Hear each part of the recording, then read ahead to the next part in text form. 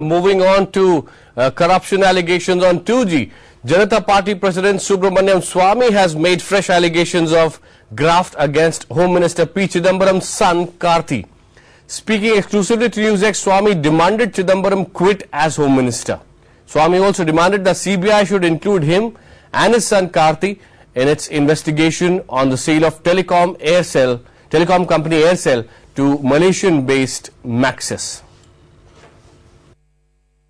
Do you think that you will be able to substantiate with these? I don't have to substantiate it unless the CBI refuses to investigate. Then I will go to court and then I will start the proceedings. But as far as the allegations are concerned, can you please explain to us in gist that what are these allegations? The allegation is very simple. Aircel was in bankruptcy.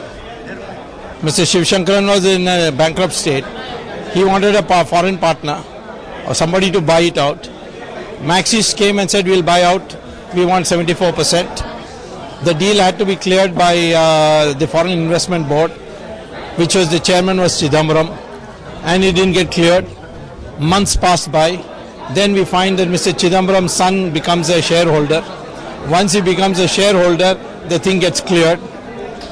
So these are suspicious circumstances that have to be investigated.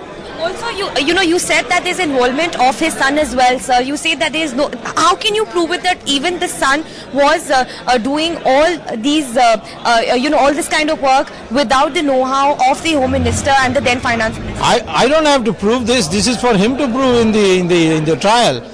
In simple words, you're saying that Chidambaram and his son are involved, and you are saying that the CBI is not able to do a fair inquiry because he is still the. CBI will never investigate this, because Chidambaram is a Home Minister. But so it is clear that as far as the land is concerned, which was used for the building, for the luxury resort which his son is involved in, even in that particular episode, how do you prove that, sir? You've written a letter to... Prove it.